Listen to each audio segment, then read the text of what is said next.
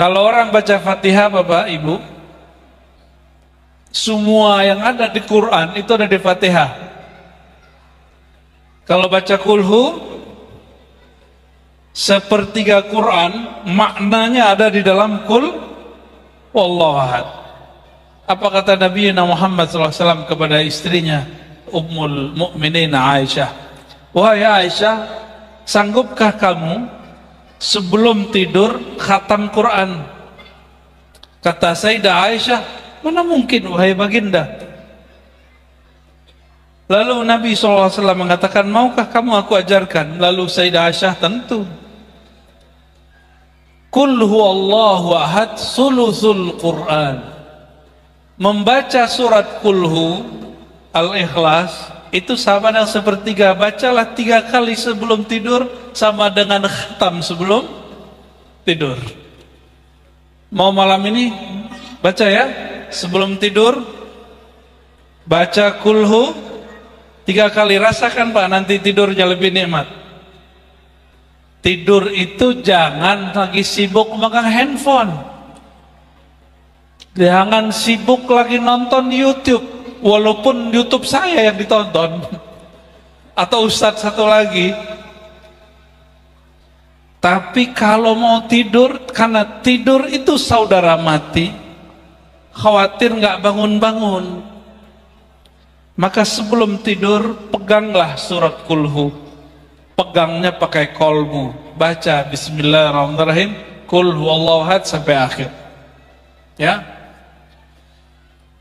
Maka meresapi membaca kul huwallahu ahad itu cukup. Seandainya Bapak Ibu tidak paham sifat 20, tidak masalah. Karena inti sifat 20 adalah menjelaskan surat Al-Ikhlas. Paham Al-Ikhlas, paham sifat 20. Paham sifat 20, paham Al-Ikhlas. Inilah akan jadi oleh-oleh pada pagi ini untuk saudara-saudara yang hadir. Cara meyakini, mempercayai Allah secara mudah, semudah kita membacanya dan menghafalnya. Mau ya? Pertama, kul, katakan hai Muhammad, huwa Allah ahad. Udah 3 ya. Huwa Allah ahad. Huwa bahasa Arab artinya dia. Biasanya kata dia disebut sebagai kata ganti ketiga, digunakan pada kalimat kedua. Tapi sekarang, atau pada kata-kata kedua, yaitu kata ganti setelah ada nama yang jelasnya. Ahmad membaca buku, titik, dia mau ujian. Dia ditulis setelah Ahmad, sekarang dibalik.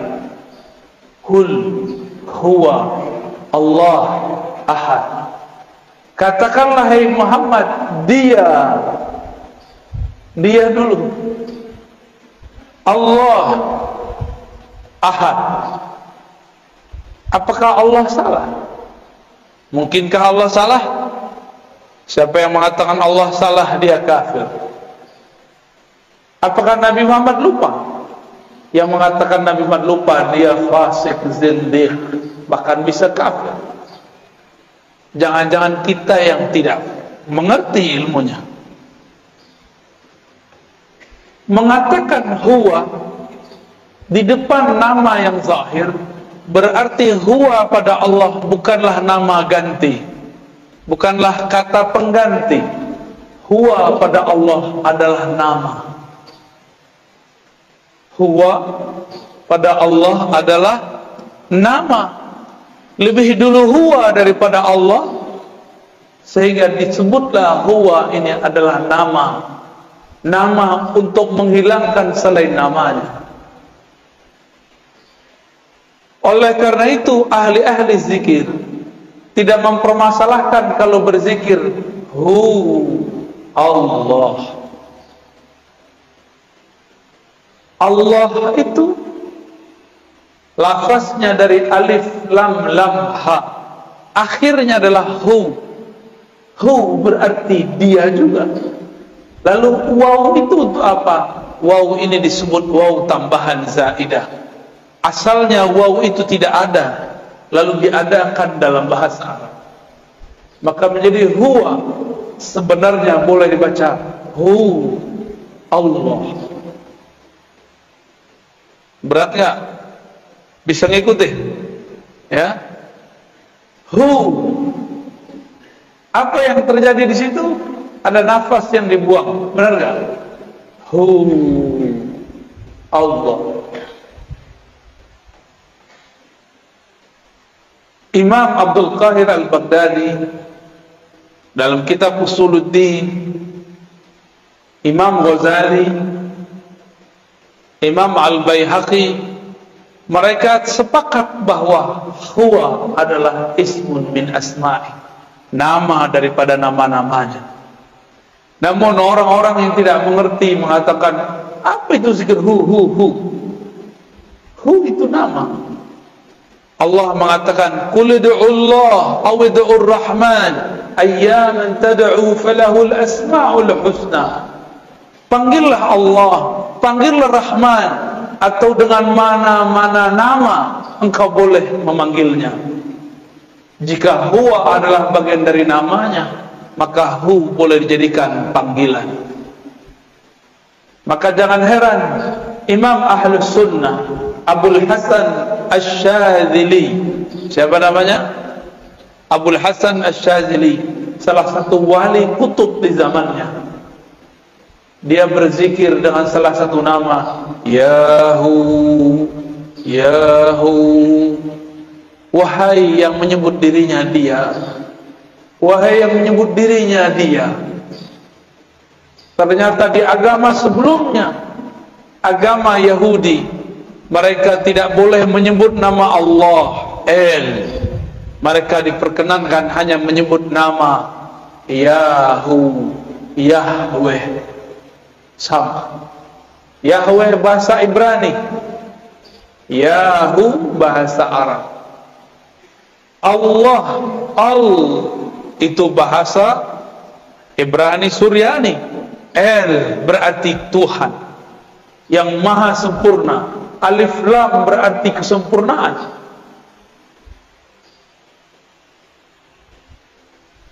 Jadi lafaz Allah itu sudah lafaz yang sangat umum dalam semua bahasa yang pernah ada. Bapak saudara yang makan Allah, itu baru hu. Kalau diteruskan panjang lagi. Saya kalau sebut dia, apakah dia dapat dilihat oleh mata? Dia manusia. Dia huwa. Apakah dia dapat dilihat oleh mata? Tidak. Apakah bisa disentuh? Tidak. Maka huwa bermakna dia yang maha suci daripada sifat jismiyah, sifat kebendaan. Allah bukan benda. Benda itu ada benda kasar, ada benda halus. Meja ini benda kasar, Pak. Cahaya lampu, cahaya matahari itu benda halus dalam bahasa Arab. Jismun. Tiada benda kecuali bertempat. Allah huwa, bukanlah benda. Itulah maknanya. Jika Allah bukanlah benda, maka kita tidak perlu mentakwil istawa. Istawa alal arsy, istawa bersemayam di atas arsy. Karena dia bukan benda, pastinya bukan menempati arsy. Karena dia bukan benda, dia tidak memerlukan arsy. Arsy yang memerlukan dia.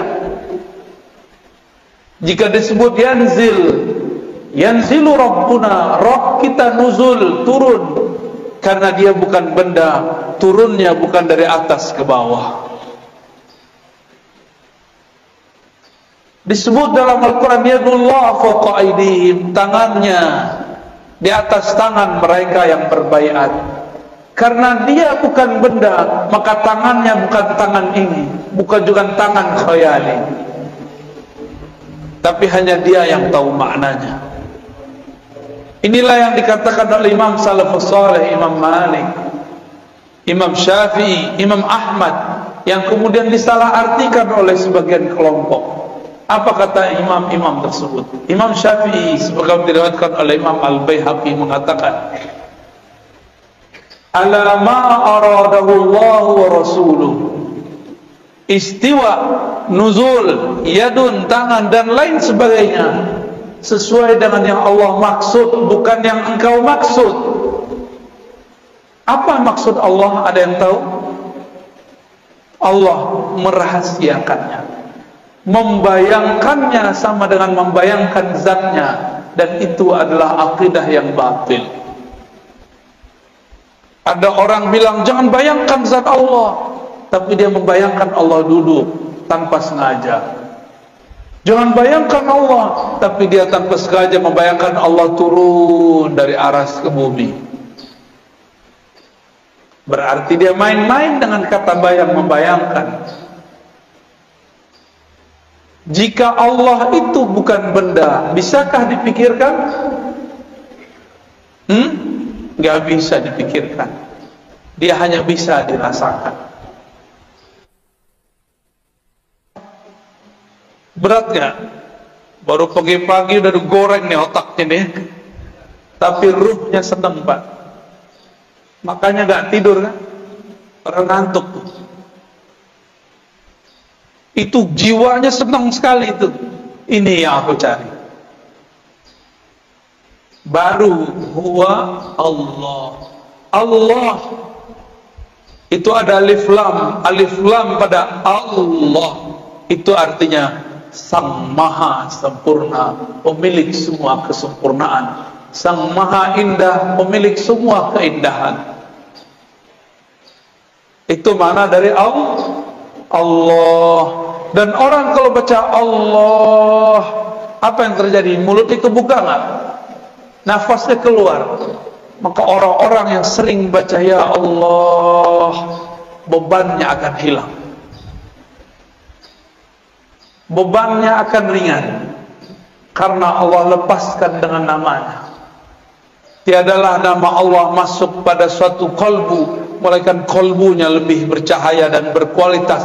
Kolbunya menjadi berat jika dihisap, lebih berat dari langit dan bumi. Makanya kolbu-kolbu wali-wali Allah dipenuhi dengan namanya Allah. Nafasnya dipenuhi namanya Hu. Maka tiada lagi diri orang ini, dari nafas sudah ada Hu, dalam darahnya sudah ada Allah, lafaz Allah. Kalau demikian, maka syaitan tidak dapat mengganggunya. Meskipun tubuhnya bisa dikuasai, tapi kolbunya menjadi singgasana Allah Subhanahu wa ta'ala.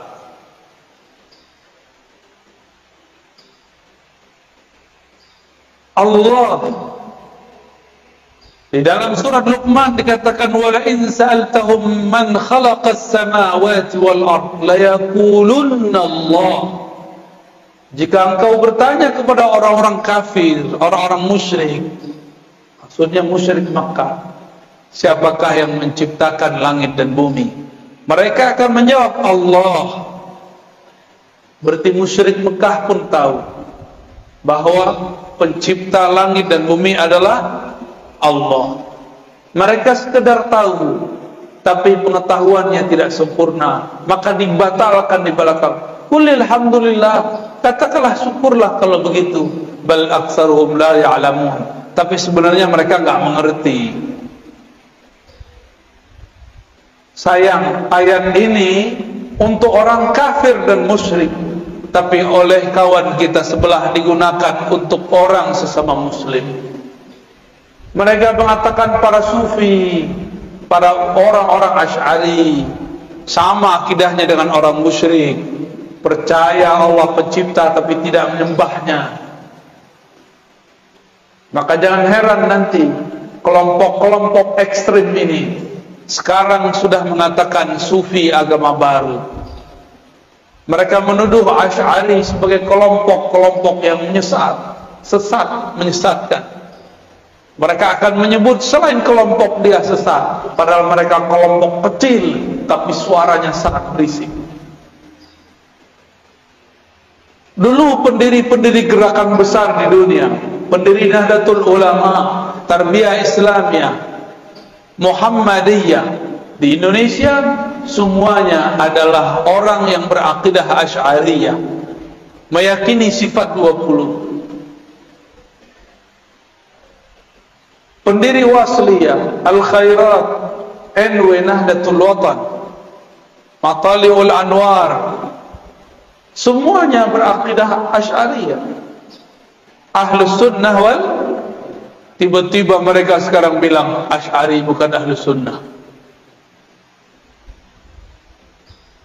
Al-Azhar Ahlus Sunnah, Asy'ariyah, langsung ditulis. Ulama habaib di Yaman, Hadramaut, Al-Habib Umar, Al-Habib Al-Adni, semuanya berakidah Ahlus Sunnah Asy'ariyah. Guru saya Syekh Taufik Al-Buti, punya ayah Muhammad Taufik Muhammad Ramadan Al-Buti, Muhammad Sa'id Ramadan Al-Buti, akidahnya pun Ahlus Sunnah. Syekh Wahbah Zuhaili, ahli fikih abad ini yang baru saja wafat, beliau juga Ahlus Sunnah. Guru kami Syekh Badi Sayyid Al-Laham mengatakan, jika ada orang mau buat mazhab zaman ini, Wahbah Zuhailah imamnya, tapi dia tidak mau buat mazhab baru. Tapi tiba-tiba datang sekelompok mengatakan Asy'ari bukan Ahlus Sunnah, tapi suaranya berisik, ya. Seakan-akan dia lebih mengerti akidah Asy'ariyah daripada kita. Bahkan beberapa ustadz mereka sudah mulai terang-terangan di YouTube, di Facebook mengatakan Asy'ariyah firqatun dhallah, Asy'ari kelompok yang sesat. Di Malaysia sama, mereka sudah mulai muncul. Di India ada satu madrasah Duaiban, itu madrasah untuk kajian-kajian Ahlus Sunnah, kajian hadis. Jemaah tabligh, orang-orang yang mendirikannya berasal dari kajian-kajian yang ada di Duaiban. Dan beberapa madrasah-madrasah sekitar India, Pakistan, mereka berakidah Asy'ariyah Maturidiyah. Datang Albani mengatakan, tidak, kalian sufi baru, kelompok sesat. Di mana lagi? Di Turki ada Badi'uz Zaman Said Nursi. Beliau memegang 7 thariqah lebih kurang. Salah satu thariqah yang ia sebut dalam Masnawinya adalah thariqah An-Naqsyabandiyah. Zikirnya disebutkan zikir khafi. Said Nursi juga dianggap sesat oleh mereka karena Said Nursi berakidah Asy'ariyah Maturidiyah. Itu gerakan hampir satu zaman. Pendiri Jemaah Tabligh Maulana Ilyas Al-Kandahlawi, akidahnya Ahlus Sunnah. Di Mesir ada namanya Hasan Al-Banna, pendiri Ikhwanul Muslimin yang awal, bukan yang setelahnya. Dia Ahlus Sunnah, tapi yang setelahnya Syekh Qutb sudah terpengaruh oleh kelompok takfiriyah. Maka saya selalu membedakan Ikhwan Muslimin Hasan Al-Banna dengan Ikhwan Muslimin Said Qutb. Jika ada di negeri ini orang mengikuti Ikhwan Muslimin, kita tanya, Anda mana? Anda ikut imam yang mana? Sebelum itu ada Syekh Muhammad Ali As-Sanusi di Afrika bagian utara. Dia seorang ahli hadis, mursyid tariqah Idrisiyah As-Sanusiyah, berakidah Asy'ariyah, bermazhab Maliki.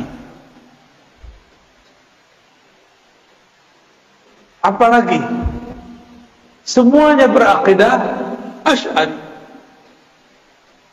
Jika kita sebut akidah Asy'ari sesat, Imam Nawawi yang namanya dicatut hari ini menjadi nama kelompok mereka. Akidahnya Asy'ariyah. Siapa lagi? Sebut semua ahli hadis yang kamu tahu. Rata-rata dia Asy'ariyah. Jika dia hidup sebelum zaman Asy'ari, akidahnya menjadi dasar Imam Asy'ari. Suatu kali ada seorang imam namanya Abu Dzar Al-Harawi, pemegang sanad Sahih Bukhari. Dia berguru kepada murid dari muridnya Imam Bukhari. Datang ke Baghdad bertemu kawannya bernama Imam Ad-Daruqutni. Imam Daruqutni ini kemudian bawa Abu Dzar Al-Harawi, penghafal Sahih Bukhari, untuk bertemu seorang syekh di suatu masjid di tengah kota. Dan kemudian dia takjub, ini imam luar biasa. Ketika keluar, Imam Daruqutni ngasih tahu, tahukah kamu wahai Abu Dzar ahli hadis, bahwa yang tadi ngajar itu adalah Al-Baqillani. Siapa Baqillani? Imam Baqillani adalah murid dari muridnya Imam Asy'ari. Baqillani berguru kepada Imam Abul Hasan Al-Bahili. Imam Al-Bahili murid langsung Asy'ari. Abu Dzar Al-Harawi kemudian mengatakan kepada Rukunni, izinkan aku ngaji, duduk menjadi murid Al-Baqillani. Maka bertemulah mereka esok hari. Daruqutni memuji Baqillani. Apa kata Daruqutni? Inilah imam penghancur bid'ah, penegak sunnah, ahlus sunnah yang hakiki. Jadi dulu ulama ahli hadis jika menyebut pemberantas bid'ah, ahlus sunnah, yang dimaksud adalah imam-imam Asy'ariyah. Tapi mereka sekarang putar sejarahnya. Akhirnya Abu Dzar Al-Harawi, pemegang Sahih Bukhari, selesai ngaji, karena dia ulama, tidak sampai 6 bulan sudah hafal semua yang dikalamkan Baqillani. Dan dia pun berangkat ke Mekah. Sampai di Mekah, tiadalah Baqillani punya murid ini namanya Abu Dzar Al-Harawi. Ia duduk di satu tempat. Malaikat Abu Dzar Al-Harawi ini dikerubungi oleh semut-semut penuntut ilmu. Karena Abu Dzar Al-Harawi adalah manisan yang sangat manis, ilmunya sangat lengkap.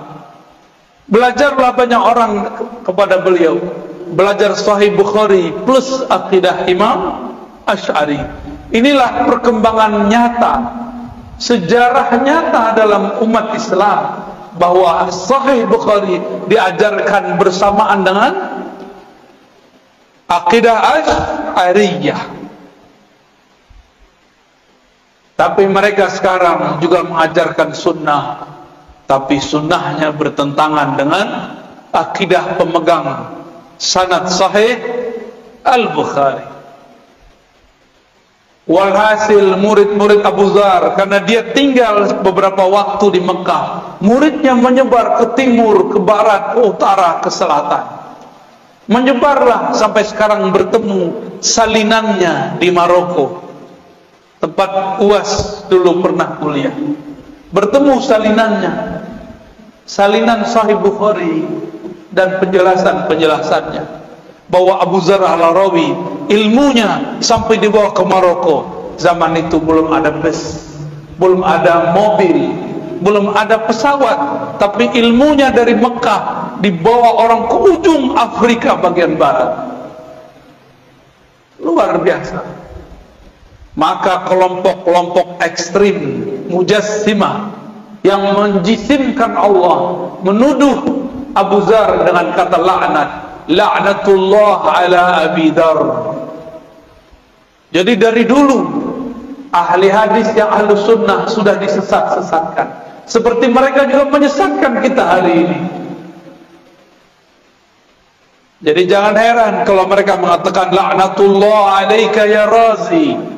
Wajar. Saya sekarang mengajarkan Sahih Bukhari, sekalian mengajarkan akidah Imam Asy'ari. Mereka khawatir gelombang Abu Dzar Al-Harawi terjadi kembali. Gimana Bapak Ibu? Takut? Mau dihidupkan lagi? Hidupkan lagi. Di sini saya yakin ada ulama-ulama yang ahlullah, yang mereka bisa membaca kitab-kitab Allah dengan hati yang tenang, pikiran yang tajam. Bergurulah kepada mereka. Itu baru kul huwallah. Sekarang kita pindah ke ahad. Ahad. Apa makna ahad? Esa, tunggal. Bukan satu. Satu itu masih bisa dibilang.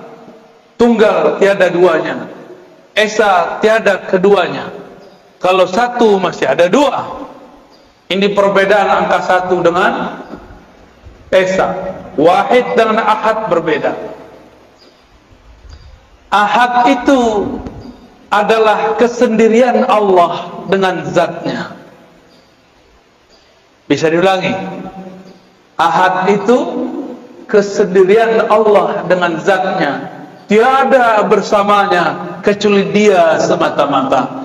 Tiada insan, tiada ar-razi, tiada masjid ini, tiada kecuali hanya Dia. Maka disebutlah ahad itu namanya yang qadim. Nama apa? Qadim adalah masa sebelum adanya suatu masa azali. Alam kita sekarang disebut dengan alam nyata, alam ciptaan. Masa ciptaan, ini dia.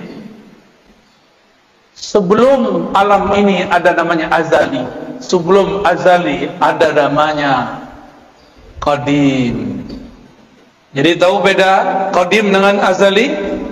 Karena beberapa ustadz di pesantren pun bingung apa beda qadim dan azali.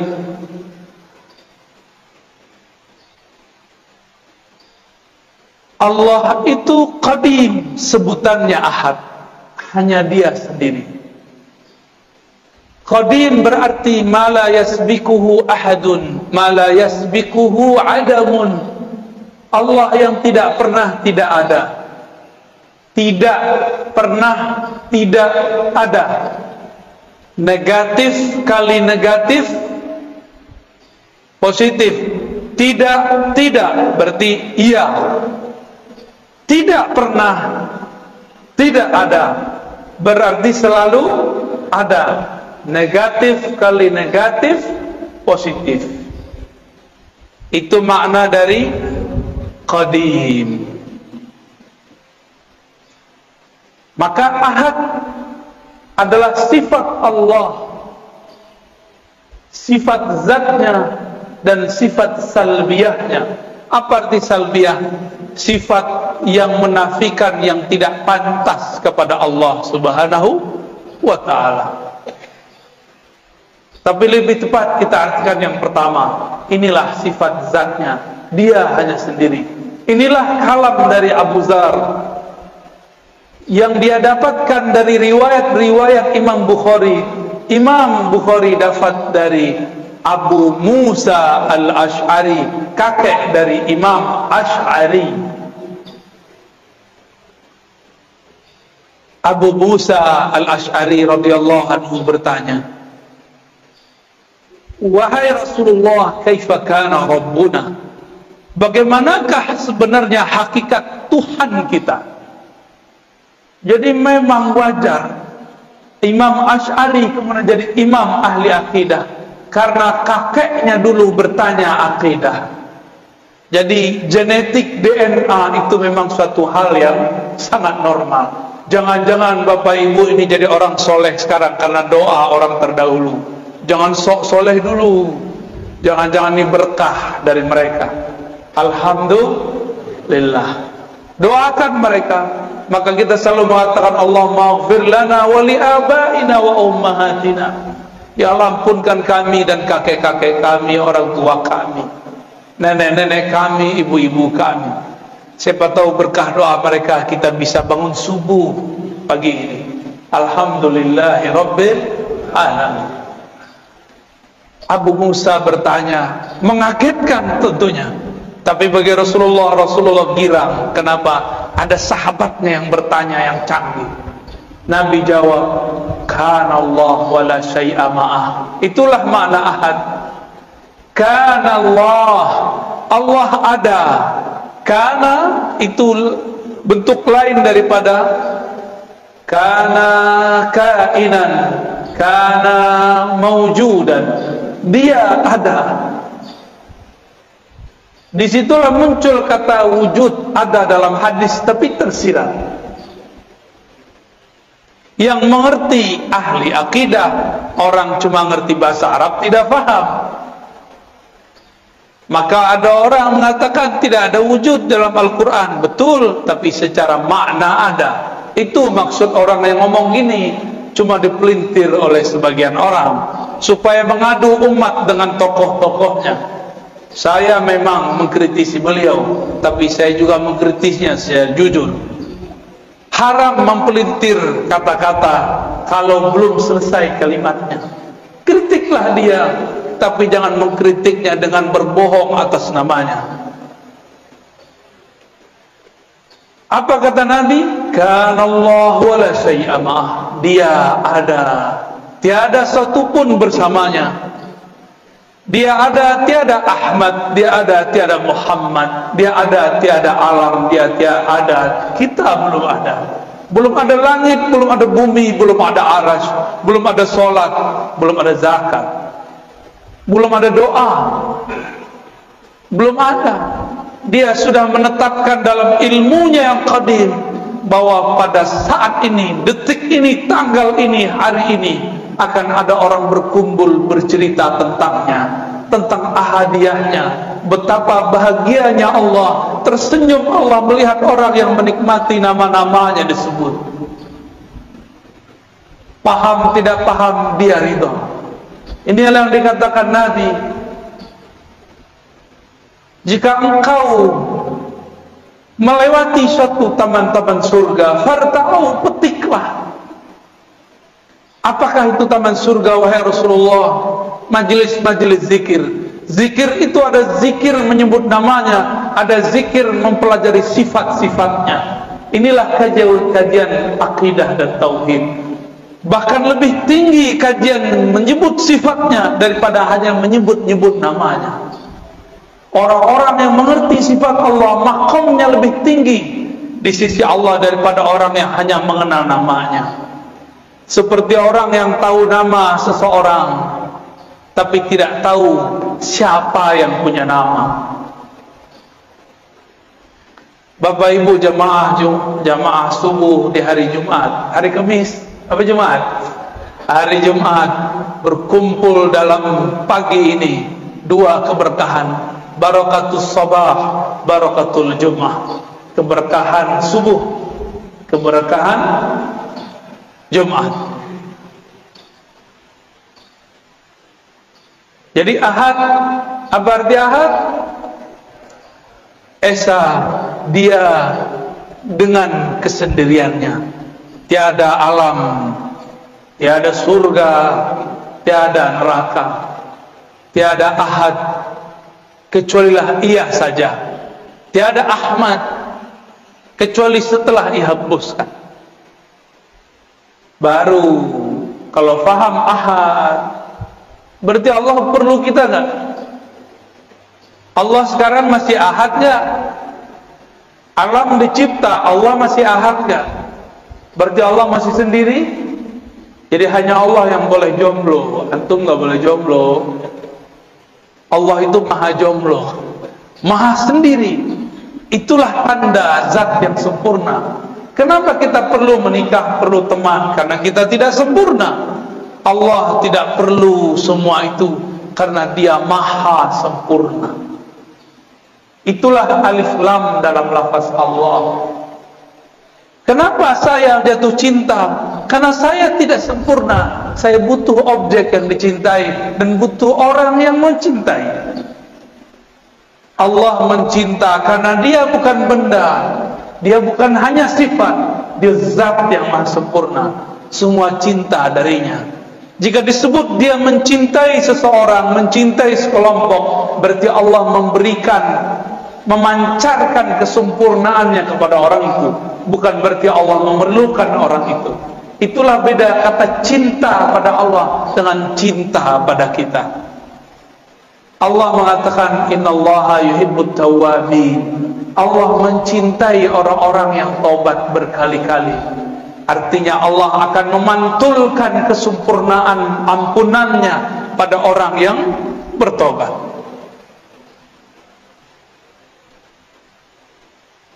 Ini disebut dengan tauhid ahadiyah. Apa namanya? Disebut juga dengan sifat qadimiyah.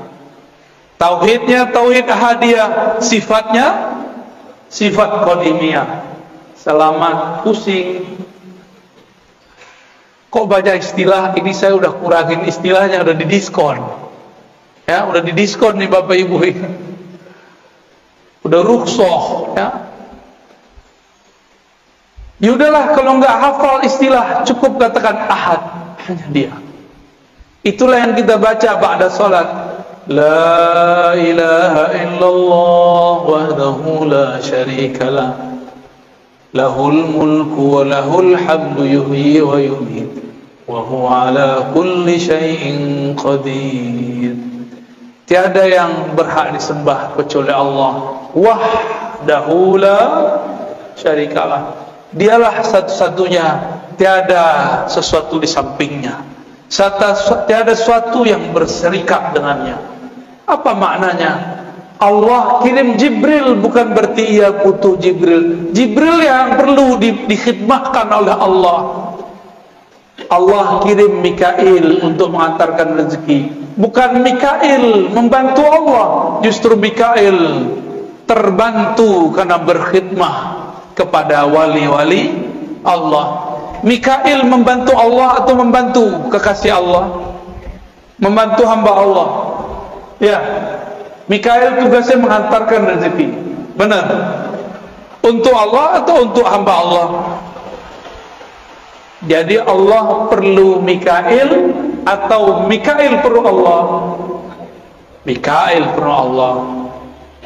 Maka jika disebut istawa al-ars, dia bersemayam di atas aras, bukanlah ia memerlukan aras, justru araslah yang memerlukannya. Kalau bahasa aras itu ilmunya ilmu mi'raj.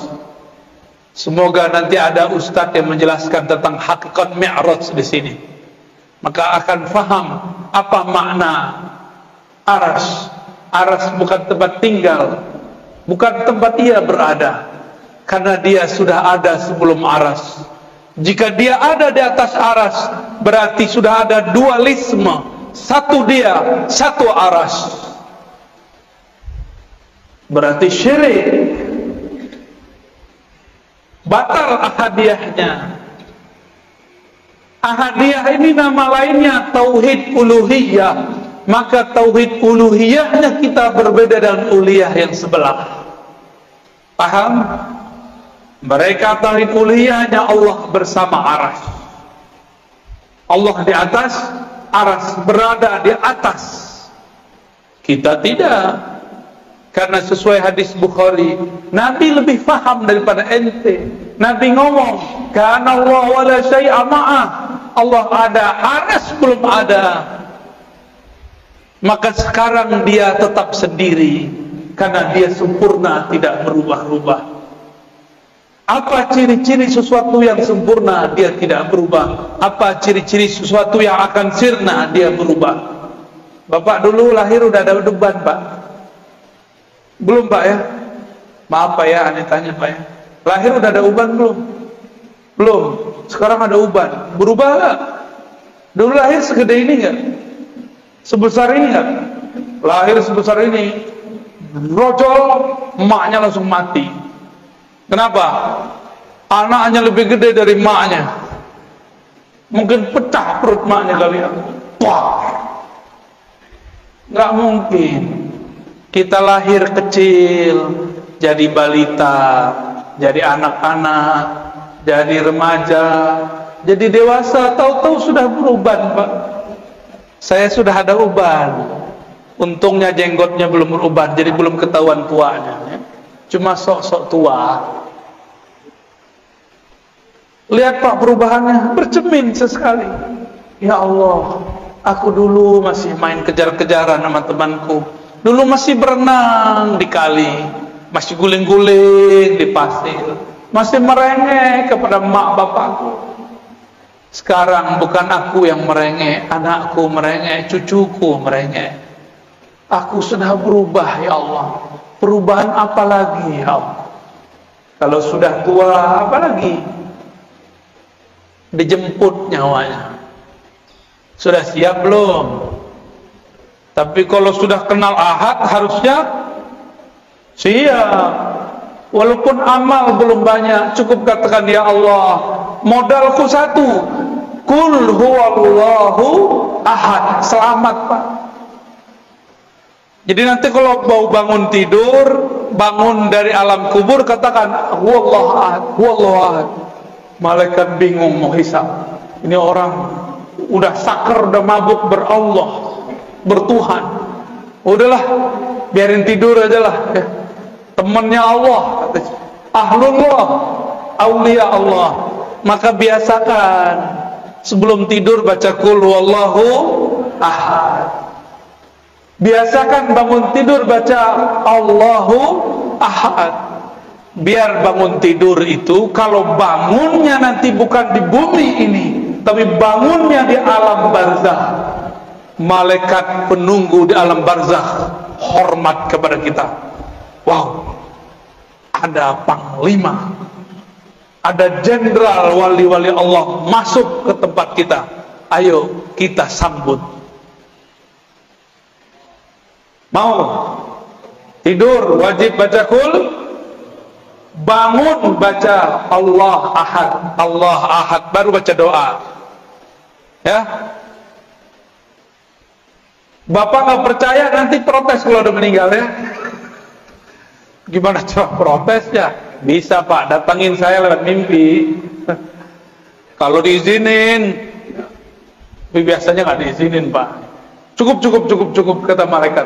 Malaikat mau nanya, man rabbuka? Kita udah bilang Allah ahad, Allah ahad, Allah ahad, Allah ahad.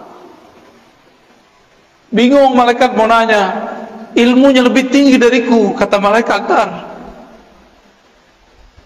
Mungkar nakir itu tugasnya cuma mengatakan man rabbuk, man nabiyuk, siapa Rabbmu, siapa nabimu. Itu aja tugasnya. Tapi sebelum itu lamanya bukan main.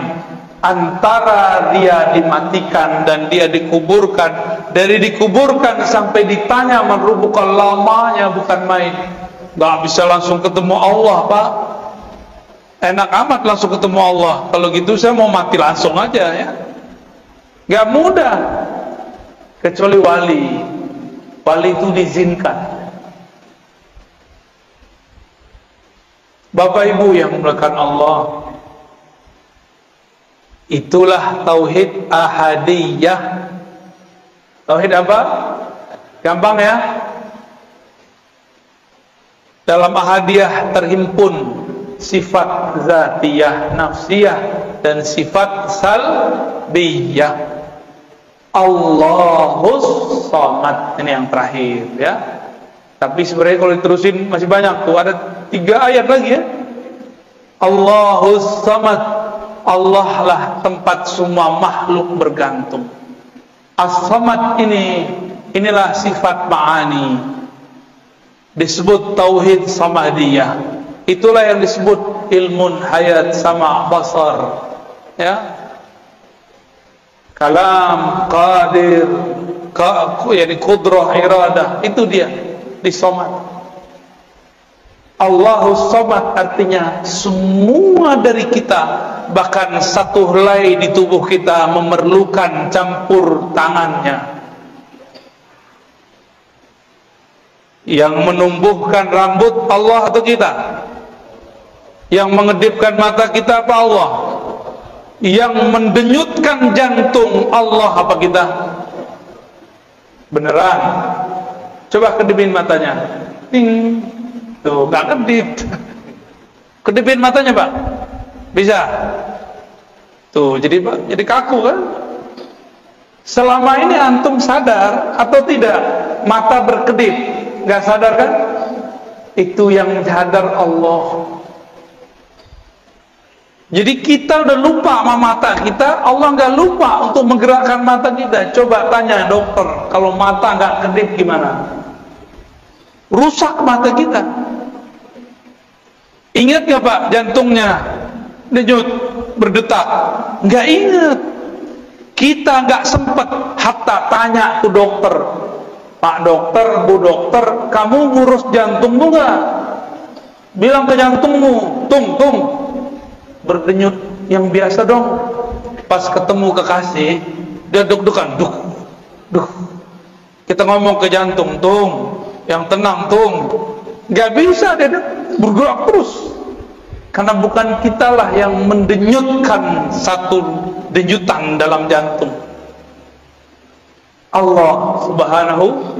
Maka kita nggak sadar alam yang dalam tubuh ini bergerak. Apakah Bapak Ibu yang mengalirkan darah ke ujung jari, darah ke ujung rambut, ujung kepala? Ya, rambut kita kan tumbuh di kepala. Di kepala itu ada darah pastinya. Jika dia tersumbat, jadilah uban. Jadi itu udah alarm itu Pak. Bukan nakut-nakutin Pak, emang ini menakutkan ya. Selamat ketakutan. Allahus Samad. Jangankan alam semesta ini, tubuh yang kecil ini 100% semua adalah pancaran dari Samadnya. Maka kita ini tiada hidup kecuali karena Allahus Samad. Dalam As-Samad itu adalah berkata kun. Jika dia berkehendak, dia berkata kun. Dua sifat ini, ahadiyah, samadiyah, itu gabungan jadi sifat 20. Gampang toh? Itu khatam langsung sifat 20. Cuma detailnya belum. Mahal itu Pak. Mahalnya tidak dapat dibeli, tapi karena sayang dikasih jua.